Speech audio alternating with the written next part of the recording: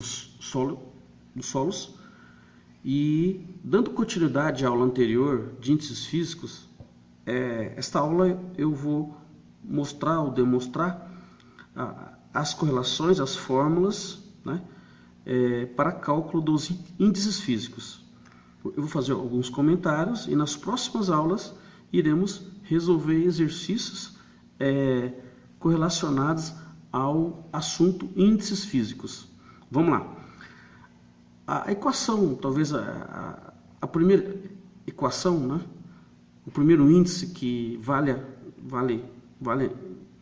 pena comentar, né?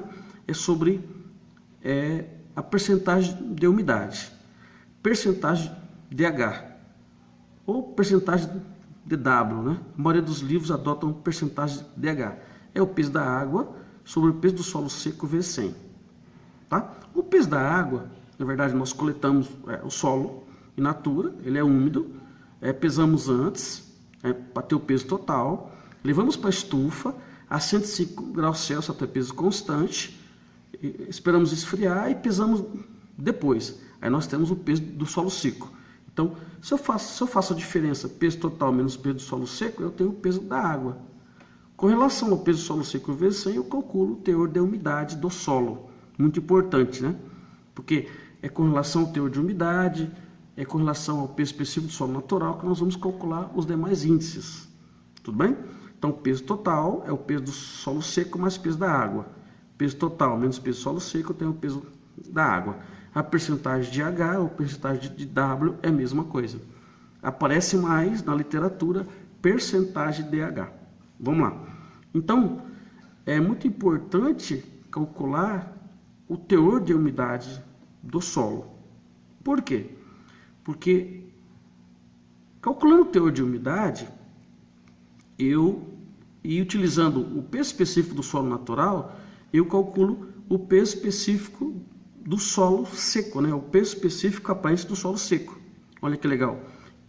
Que é o gama D. O gama D é a relação do peso específico do solo natural sobre 1 mais H. Quando eu faço a coleta do solo in natura, né, com cilindro, eu tenho o volume do cilindro, então eu peso antes e eu tenho o volume, peso sobre volume, eu tenho o peso específico do solo natural. Aí eu determino o teor de umidade, aplico essa fórmula aqui e calculo o gama D. Gama D é o peso específico aparente de um solo seco. Certo? Muito interessante isso aqui.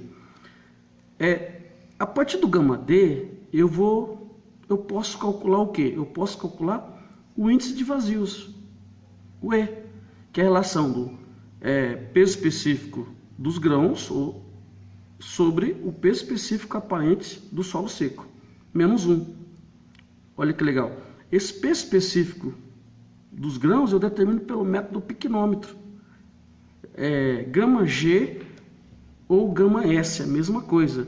Então, o peso específico dos grãos pode aparecer aqui gama G sobre gama D, ou gama S sobre gama D menos 1, é a mesma coisa. Então, gama G é igual a gama S. Então, eu utilizo esses pesos específicos para determinar o índice de vazios. Mas qual que é a função do índice de vazios? É calcular a compacidade de areia, né?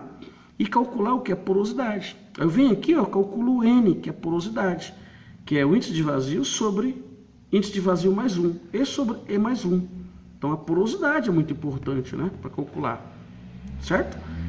Eu posso também fazer outras correlações e calcular, né, por exemplo, o grau de saturação, ou a saturação do solo, né, que na verdade é o peso específico dos grãos, gama S vezes umidade, sobre índice de vazios vezes gama da água, peso específico da água. Lembrando que o peso específico da água é tabelado, é 10 kN por metro cúbico.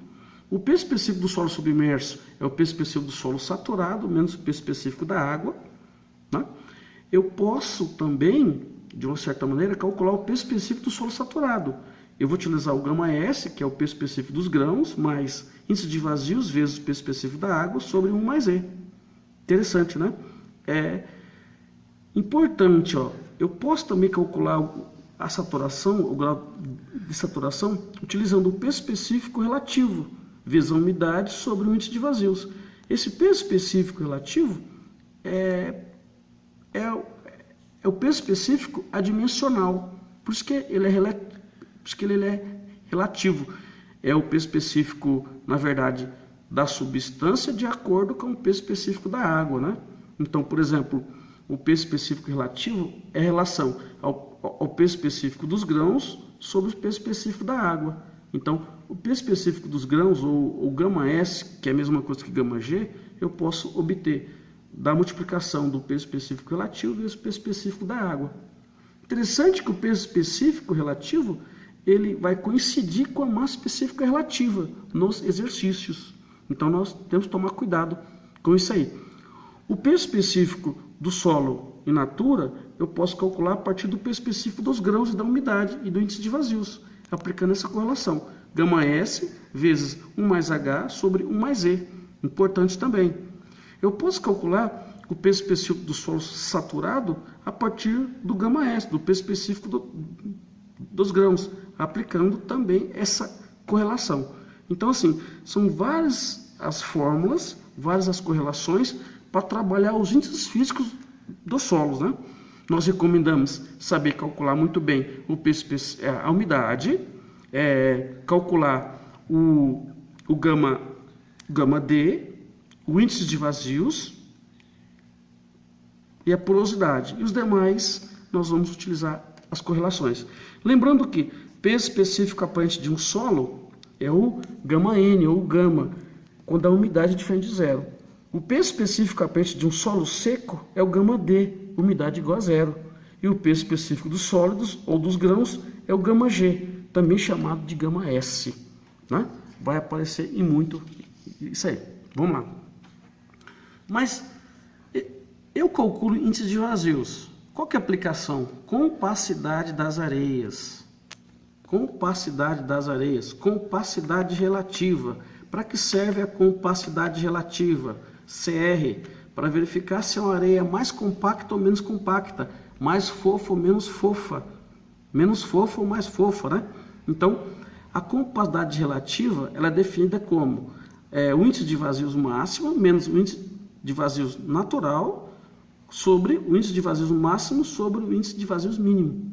Lembrando que o E é o índice de vazios.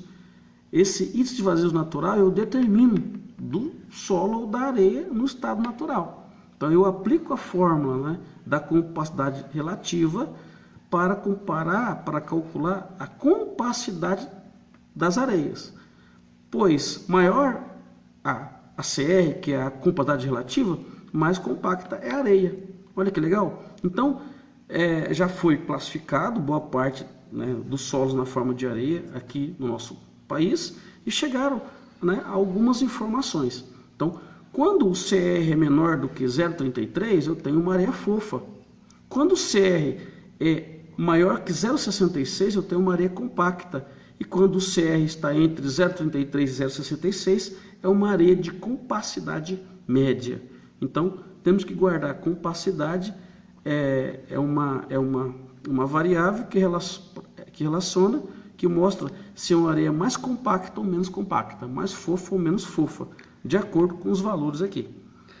Aplicação do CR para solos. Então, para solos em geral, aí nós trabalhamos na forma de percentagem, calculamos o CR e multiplicamos por 100, ele mostra se o solo é mais fofo ou mais compacto. Né? Então estudaram a boa parte dos solos aqui no Brasil e chegaram a essas informações aqui, ó, na forma de tabela. Então, quando o CR na forma de percentagem, que é a compacidade relativa, né, do solo, está entre 0 e 15%, o solo é muito fofo. Quando está entre 15% e 50%, ele é fofo. 50% e 70% ele é médio, 70% a 85% ele é denso e 85% a 100% ele é muito compacto. Isso é muito importante quando você estuda compactação dos solos. Muito importante mesmo. Então, a aplicação do índice de vazios para calcular a compacidade, para mostrar se uma areia ou se um solo é mais compacto ou menos compacto. Ok? Muito obrigado pela atenção. Se vocês gostaram da aula, eu peço que vocês efetuem a inscrição no nosso domínio lá. E se puder avaliar o curso, eu agradeço também. Até a próxima aula. Obrigado.